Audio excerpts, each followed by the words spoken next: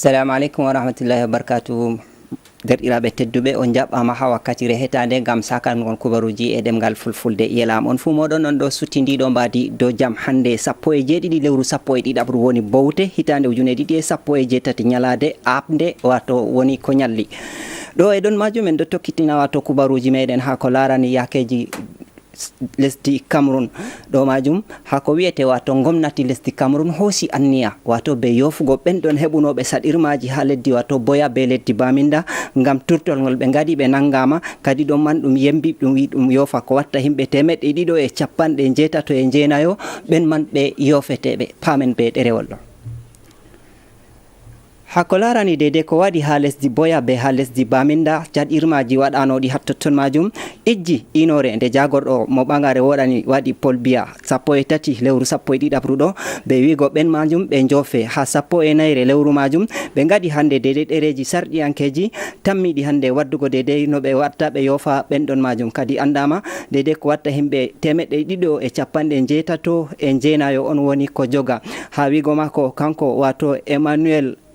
Abo Ashu ndafodon o wolwi dede kuje ɗuɗɗe masinta hako larani yakeji yofugoɓe kanko hujjiyankejo kadi ɗo majum o wi ɗum lattoto ɗum hunde on wonde fottude gam nde hokkan dede hande no ɓe hutindira be dede yakeji e kuje ko ɓe tammi waɗugo kadi ɓawaɗon goto wolwi kayum bo lattake wato hande dede horejo hako larani yakeji kuuɗe ɗen ɗon no ɗo yahira ɓe fu maɓɓe dede ko larani hujjiyankeɓe e sharɗiyankeɓe e non ɓenɗon wonanɓe wato jam'iya wato mani dem bana no wirete kadi ɗo man andama ha Bafoussam ko watta himɓe 16 non ha Bamenda ko watta himɓe 49 no ha Boya ko watta himɓe 94 non ha Douala ko watta himɓe 14 ha Yaoundé ko watta himɓe 82 e non ha wato jiha police bo ko watta himɓe 3 e non ko yata wato ha wakkere wato gendarmerie ko wiyete ɗo man bo ɗum ɗo mari himɓe 2 e kadi ɗo man ɗum wi kadi ɓe kawra ɓe jofa ɓenɗon man fu bana no hani ha dede ko sharɗiji ɗin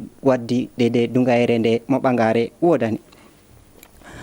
ha faynen ɗo tokkitini kubaruji meɗen ɗo majum en jahan nder berniwol Bertoua ha funage lesdi Cameroon ton majum ɓe gaɗi jonde tilimde tininde nden ɗon jonde lattake ɗum jonde ɗiɗabre wato ha jonde maɓɓe kamɓe wato horoɓe keeri meɗen gam hisugo wato nastugo kuje kalluɗe kadi jonde maɓɓe nden waɗama hawtade be ardingal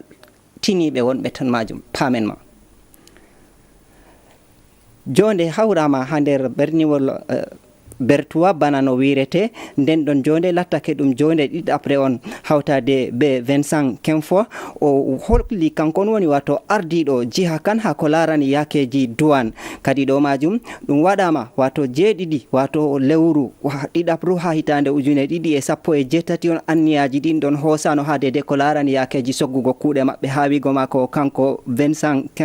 Kemfo kadi dede kuje ɗen ɗon ɗe ɓe kosi ha wigo mako anniyaji ɗin ɗon gam larugo dede kawtal maɓɓe no ɓe kawtirta hakko larani wurtingo kuje e nastingo kuje ɗo majum larani wato daga Douala ha yotti Jammena en non daga Douala ha yotti wato nder Congo kadi hawtade be goto wato ardaniɗo yakeji wato yaha warta Isa Ousmanu kamɓe majum fu ɓe potti kanko bo kanko larani wato haala kamñonji ko nandi e muɗum ɓe gaɗi sifanɗe haɗɗoni dow huwugo dede no hani hawtade be ɓenɗon douane en dow horugo bo soyde wato tampingo wato ɓenɗon kudiɗɗiraɓe maɓɓe e non bo foɗututgoɓe ɓe joɓa ɗereji gomna bana no hani. ha faynen ɗo tokkitini kubaruji meɗen ɗo man en lortanto wato kubaruwol meɗen ngol wato ñalade nde sha'i windere wato journée internationale du thé bana no ɗum wirete ñalade sha'i nde windere waɗama 16 wato lewru nduɗo ɗo kadi fodde ko nden ɗon ñalade waɗe ɗum artino ɗum waɗi wato hande moggal jaydiyanke en gam fintingoɓe ha ko larani yakeji sha'i e jaydiyankeji hibdate de ko wonani wato yakeji sha'i e ñalade nden pamen ma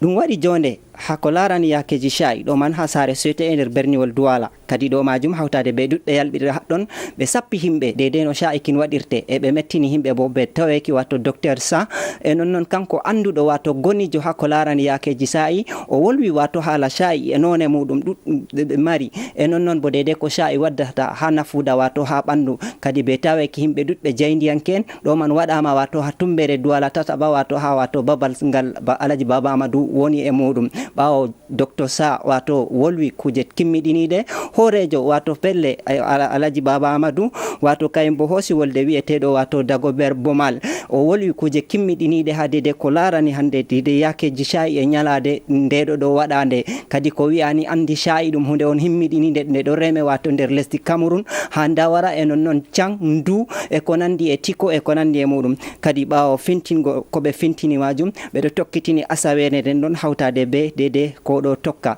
Kadi goto tawaɗo ha nder sewroɓe shayi majum ɗo wolwana en dede ko tawa hatton majum pamenwa. Hande min ɗon ha journée de thé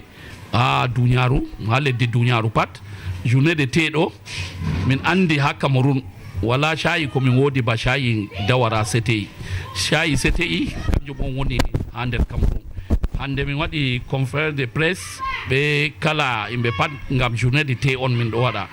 Jango bo min waɗa caravane ngam wancugo holla himɓe shayi amin himɓe ko anda amma min tan mi nder Cameroun ɗo wala mo anday shayi amin shayi Dawara ngam ko nde ɓe ɗo yiya min ko to en ko aɗon ha nder saare ma heɓay shayi ngam min sahay shayi min hokka himɓe ya yara shayi mere yoɓatako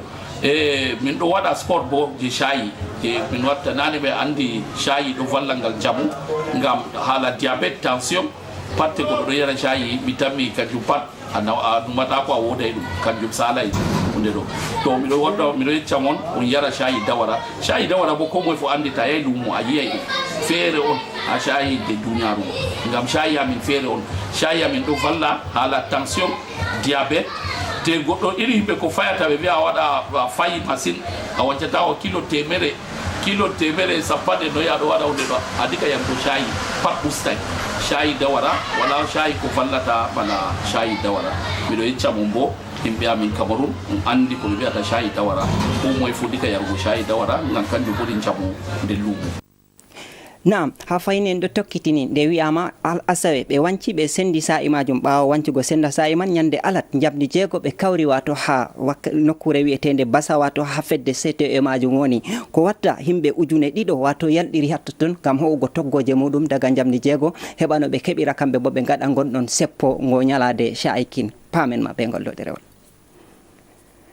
Seppo waɗama hawtade be ɓen himɓe ɗuɗɓe yalɗirɓe ko watta ujune ɗiɗi ha ko sappa dede ɗo majum ɓe kosi yaadu maɓɓe ko watta kilométre 5 yahama daga ummugo saare sa'i ɗin ha ɓe yetti wato hande nokkure wi'etende BP Cité e non ɗum yahi ha ɗum yetti Ange Raphaël e non ha binde wato nde université woni e muɗum kadi ɗon majum ɓe gaɗi potal ɓalli seɗɗa ha nokkure nden ɓe lori ɓe giltiti ɓe kosi wato ngol ɗon lawol teddugol ngam yiltitago wato ha hewtita wato ha nder saare sha'i man banno ɓe ummirno kadi seppo man waɗama hawtade be Dagobert Bomal en e non mawɓe docteur Sa e non Iya Amadou e ko nandi e maɓɓe ɓe fu ɓe tawama wato ha hoore yaadu ndun kadi ndu yahi mawɓe be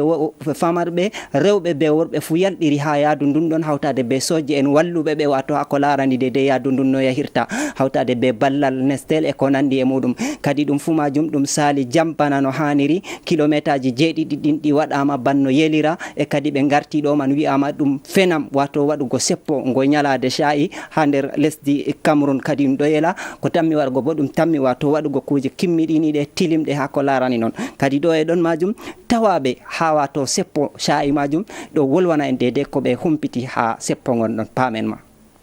Min yehi marche je sha'i et ça s'est très bien passé alhamdulillah min fu min yehi jam min warti jam min yi sembe je sha'i ɓeddanta goɗɗo gorko e debbo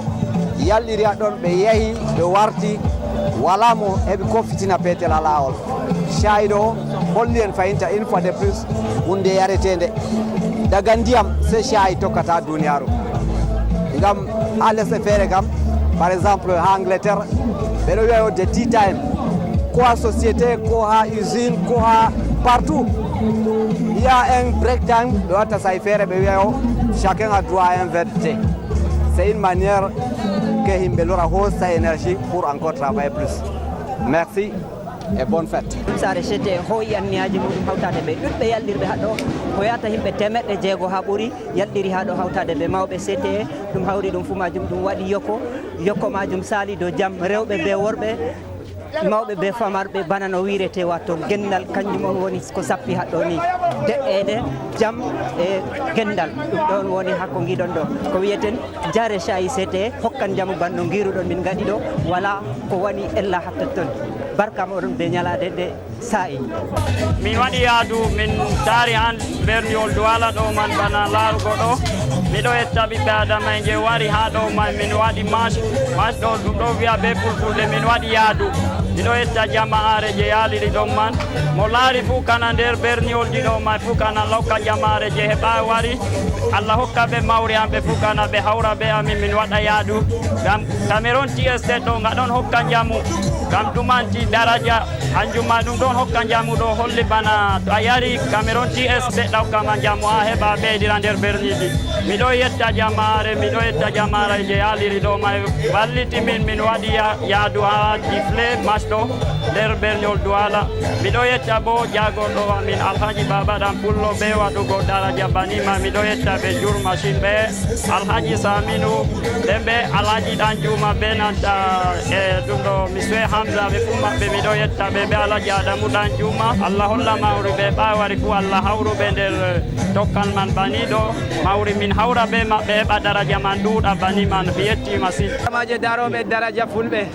on daari asugumri boɗeri ɗo wolwana on jotta ɓandu an ɗon jarti mi wurti doggugo yaadu shayi on daari shayi ɗo on shayi jareteki kode fuu anytime is tea time on daari ɓandu an jotta duuɓi sappo e joyi hokkatama alors que mi ɓuuri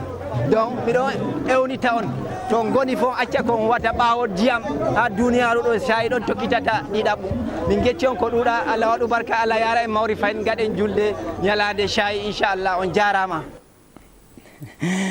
on jarama en fuu man en giɗɓe ɗon majum Bomal wi ɓe gaɗi ha Douala ɗo to meti ɗum tammi waɗugo seppo man wato ha jihaji fuu nder lesdi Cameroun en getti ñalade shayi ɗo e ɗon majum en mboɗono hato haala fedde kaf